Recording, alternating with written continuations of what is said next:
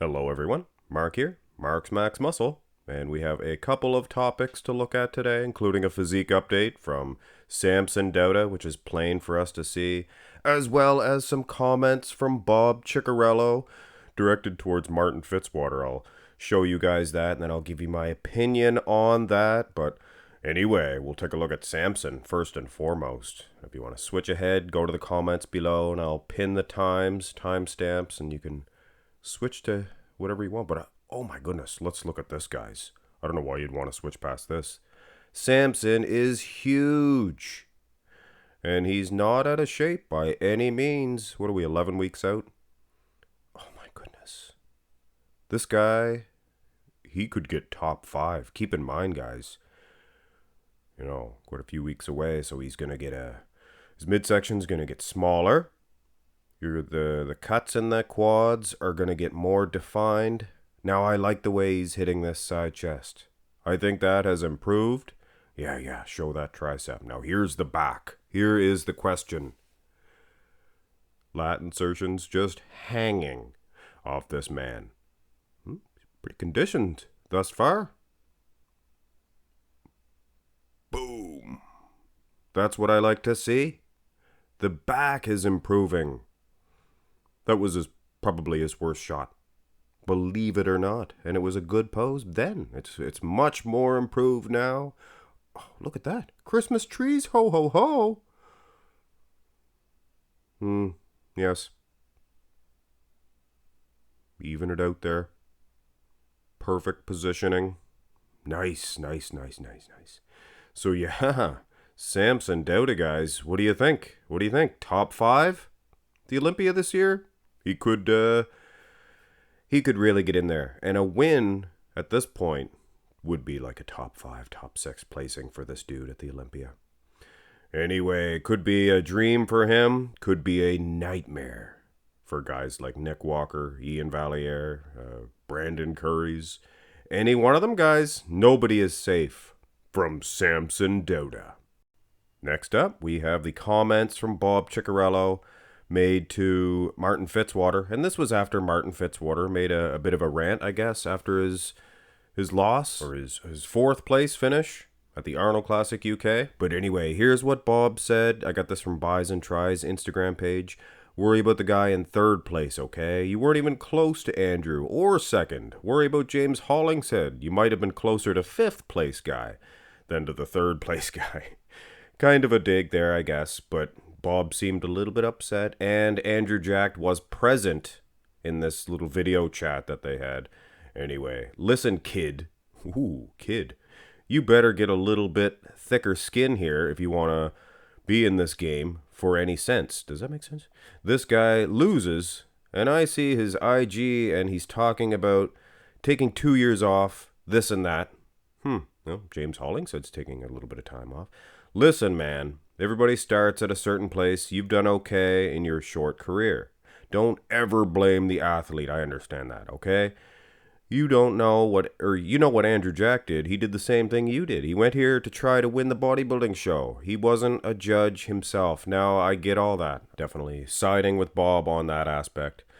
You want to take some exception to the judges? Go ahead. I personally thought they were right. Don't ever point the fingers at the other competitors as if Andrew did something wrong. All he did was bring a great package. And that's true. If you're in this for the long haul, I need to learn how to read. You need to change your attitude, because the bottom line is right now, mentally, not physically, the kid's got a good physique, but mentally, you're not ready to be a champion. Ooh, those are some bold words. Now, I'll give you my opinion on all of this. Bob said that, first of all, Martin wasn't even close to the 1st place guy. He should have been after James Hollingshead, who placed 3rd, and maybe was even closer to 5th. Well, I gotta say, guys, Andrew Jack, he was very dominant at the Texas Pro, but he just did not have quite the sting. And keep in mind, this is probably his best pose, front double, one of them anyway. I just don't see a dominance. Is he beating Martin Fitzwater? I think Patrick Johnson might even be winning this shot. Now, yeah, I'll give you this. I'll give you Andrew Jacked. His front lat spread is tremendous. Now, I am kind of excusing what Martin Fitzwater, he did give a rude statement, I guess Bob said that he called him a name or something, or he said he related his physique to something else, did Martin Fitzwater to Andrew Jack. But I didn't hear any of that, so I guess I shouldn't really comment on that. But either which way, when you do turn to the side, it seems Bob Cicherillo's statements of Martin Fitzwater not even being close to Andrew Jack, that's kind of specious reasoning, isn't it, Bob? I mean, take a look. I think James Hollingshead probably should have won this one. But anyway, I gave my opinion on that before, and I stated that James Hollingshead could have clearly won this one. And when you turn to the back, I mean, Bob Cicherillo, I'm sure the guy's been watching bodybuilding for years and years, as have I, since 1987. That's a few years, so I know a thing or two about it, and there is no way, shape, or form any expert on the face of the earth can explain to me how Andrew Jacked is dominating these back shots. He's not. The rear double bicep, same thing. And I know they're not the clearest shots in town, but I've seen the footage, I've seen the closer up shots, and condition-wise, might even give this one to James Hollingshead. You know what? Maybe, but back shot, the back muscle itself, Andrew Jacked, he's not winning. I think Martin Fitzwater, you could have jumbled it up either which way. So was anybody dominant? I mean, like I said, Andrew Jacked was in the presence, in the video chat when Bob Cicherillo was talking him up, saying, nobody was even close to this guy. I don't know. I think James Hollingshead's could have won this one. But yeah. Let's talk about something else. Attitude of a champion. He doesn't have the attitude of a champion. What do you want him to do? Just say, well, I lost. I'll just keep on doing the same thing. Let's take a look at another champion from the past, shall we? A little bit of a history lesson here. I believe it was Ronnie Coleman himself who was mad at the judges for his third place. Was it the Ironman, 97 Ironman? No, he wasn't mad at the judges. He was mad at Lee Priest. He wanted to quit bodybuilding. Could you imagine if social media was around back then? Ronnie Coleman, I'm losing to that little man. I'm gonna quit. He was mad at Lee Priest.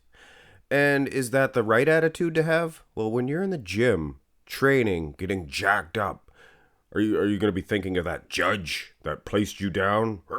No, you're going to be thinking about your competition. I'm going to beat that little Lee Priest. So is it the bad attitude to have?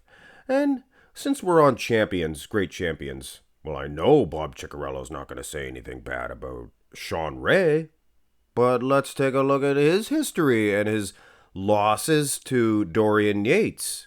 I never heard once Sean Ray complaining about the judges. In fact, he used to get so mad at Dorian Yates himself.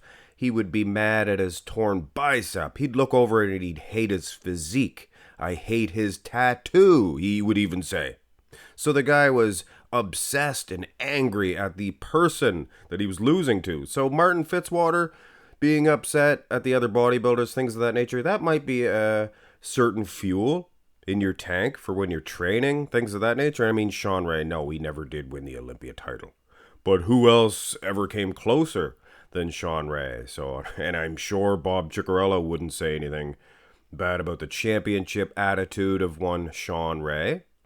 But anyway, guys, this is not meant to upset anybody. This is just my opinion on this.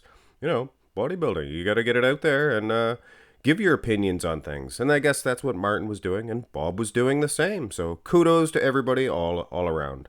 Last up on the video is a physique update, I guess, or a facial update anyway, by Roelly the Beast Winklaar. And you know what?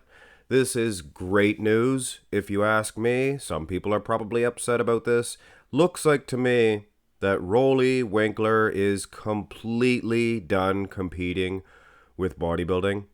Now, I did hear that this was a few months back, that he was going to start prepping soon to compete. But man, oh man, I sure hope that's not a true statement. I think that this Roelly Winklaar will be the Roelly Winklaar that we see from here on in. This was him at the Yamamoto Pro or the Yamamoto France, and it looks like he's about 220 pounds. I think he should stick with training athletes. He's an icon. So to think, oh gosh darn it, I sure hope Roelly Winklaar gets beefed up again. It's not a good attitude if you are a true fan of this guy. He's 45 years old. Now, to start getting 300 pounds at 45 years of age, not the healthiest choice at all. And considering the guy was pushing it for years and years, to lean down like this, to just be happy with your physique, to be, to live out the rest of your life, ride off into the sunset, is a dream career. He's never going to win the Olympia title. Who cares? He gave it the run of anybody, anybody could have done. He placed third, 2018. And obviously the last we've seen, he was out of the top 10. He was out of the top 10 at the Olympia. So yeah, time to pack it in. And yeah, I would not be, or nobody could be any happier than me if he does announce that he's officially retired. But yeah, I think this physique update says it all. Anyway, guys, 220-pound Roelly Winklaar. He looks good. He looks good. Hit thumbs up on the video, guys, and subscribe to the channel. Have a nice one.